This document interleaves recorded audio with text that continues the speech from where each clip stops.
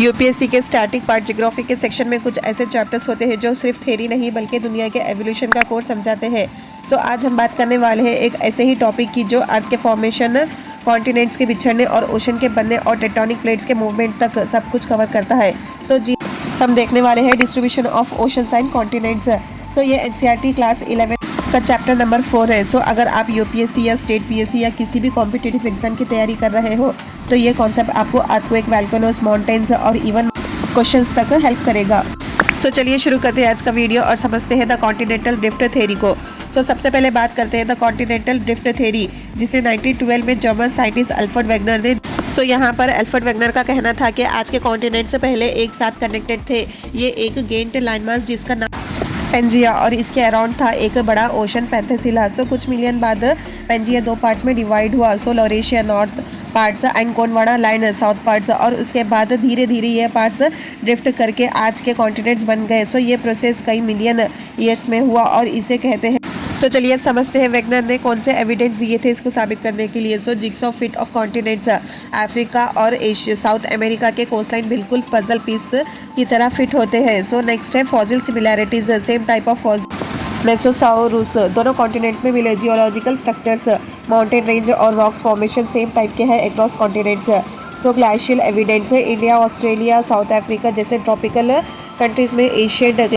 लेकिन यहाँ पे सबसे बड़ा सवाल ये था कि ये कॉन्टिनेंट्स मूव कैसे कर रहे हैं। वेगनर इस क्वेश्चन का साइंटिफिक जवाब नहीं दे पाए और इसलिए तब उनकी थ्योरी रिजेक्ट कर दी गई थी। सो अब नेक्स्ट समझते हैं सी फ्लोर स्प्रेडिंग, जो कि हैरी हेस ने दी थी। सो अब आते हैं 1960s में, जब साइंटिस्ट हैरी हेस ने एक पावरफुल आइडिया दिया सी फ्लोर स्प्रेडिंग का। सो उन्होंने कहा कि ओशन के बीच में जो मिड ओशन रिज है वहाँ से नई ओशनिक क्रस्ट बनती है और पुराने क्रस्ट साइड में पुश होती है। सो यानी अर्थ का ओशन फ्लोर कॉन्टिन्यूसली एक्सपैंड हो रहा है। सो इसके की स्ट्राइप्स ऑन ओशन फ्लोर। सो जब लावा कूल होता है तो मैग्नेटिक मिनरल्स अर्थ के मैग्नेटिक फील्ड के अकॉर्डिंग अलाइन हो जाते हैं। सो साइंटिस्ट ने देखा कि मिड ओशनिक रिज के दोनों तरफ सिमेट्रिक मैग्नेटिक पैटर्न्स मिले। सो अल्टरनेट नॉर्मल और reverse polarity.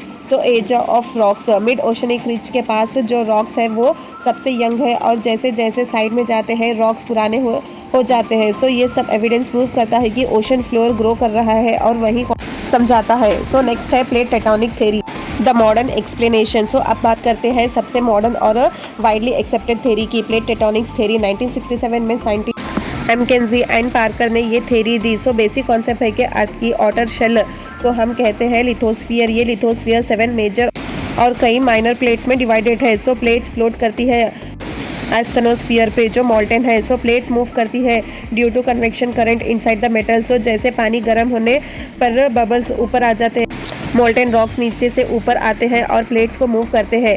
So types of plate boundaries important for prelims mains. So divergent bound ये कंस्ट्रक्टिव होते हैं, मतलब प्लेट्स दूर जा रही होती है। So example mid Atlantic ridge.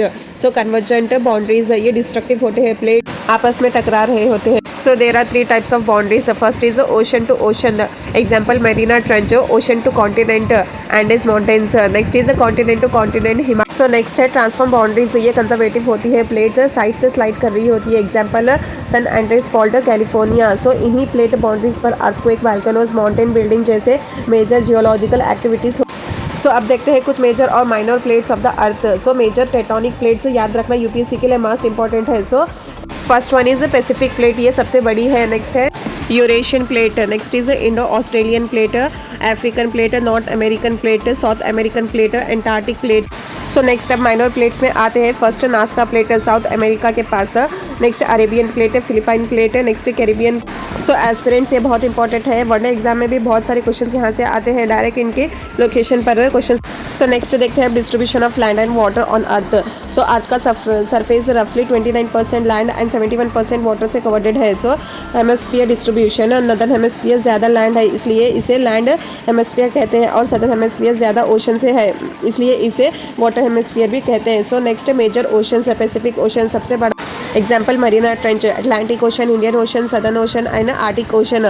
सो इस चैप्टर में ये समझना ज़रूरी है कि अर्थ का लैंड ओशन डिस्ट्रीब्यूशन रैंडम नहीं है बल्कि टेक्टोनिक्स मूवमेंट्स और जियोलॉजिकल प्रोसेस का। सो नेक्स्ट है force behind plate movements. So 3 main force होते हैं जो प्लेट्स को मूव करते हैं। First one mantle convection currents earth के अंदर का हीट प्लेट को पुश करता है।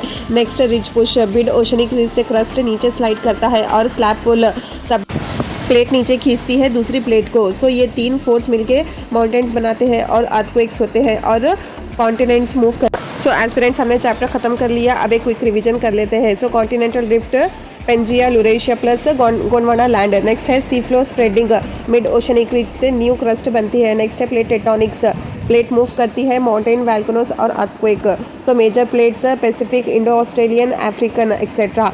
Land oceanic distribution northern land hemisphere and southern is water hemisphere. So driving force convection. So aspirants UPSC में ऐसे क्वेश्चंस प्रीलिम्स और मेंस दोनों में आते हैं। सो मेंस में आपसे पूछा जा सकता है कि explain how plate tectonics is responsible for formation of Himalayas, discuss the evidence of continental drift theory. So why earthquakes more frequent along plate. So aspirants ये था एक detail breakdown of chapter 4 distribution of oceans and continents. So आपने देखा कैसे अर्थ के अंदर छुपी हुई डायनामिक प्रोसेस पूरी दुनिया का शेप बदल देती है। सो अगर आपको ये वीडियो हेल्पफुल लगा तो लाइक ज़रूर करिए, कमेंट करिए। नेक्स्ट चैप्टर आप किस पे देखना चाहेंगे और सब्सक्राइब करें फॉर मोर। मिलते हैं नेक्स्ट वीडियो में।